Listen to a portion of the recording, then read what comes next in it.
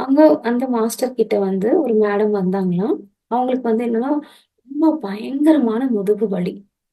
பயங்கரமான முதுகு வலி. அப்படியே எலும்பு வந்து உராயிற மாரி பின்னாடி பின் முதுகுல அவ்ளோ ஒரு வலி இருக்குது அப்படின்னு சொல்லிட்டு வந்தாங்க.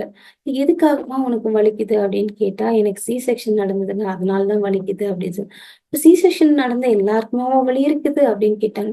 "இல்லங்க" அப்படின்னு சொன்னாங்க. "அப்போ உனக்கு மட்டும் ஏன் வலிக்குது?" அப்படின்னா, "எனக்கு ரொம்ப வீக் பாடிங்க.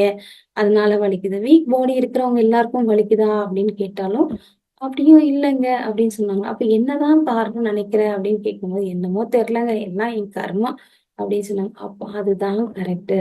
உன்னோட கர்மா. நீ செஞ்ச செயல் தான் இங்க வந்து கர்மாவா உன்ன வந்து கஷ்டப்படுத்திட்டு இருக்கு அப்படின்னு சொன்னாங்க. அப்படியாங்க? என்னன்னு கொஞ்சம் பார்த்து சொல்லுங்க அப்படின்னு சொல்லி கேட்டாங்களாம் அந்த மாஸ்டர் கிட்ட. அவர் சொன்னாராம், பார்த்து சொல்ற பிசினஸ் எல்லாம் கிடையாது. நான் அந்த மாரி ஆளும் கிடையாது. நீயே உன்ன எப்படி பார்த்துக்கிறது? அத எப்படி பார்க்கறதுன்னு நான் சொல்லி தரேன் அப்படின்னு சொல்லி சொன்னாங்க.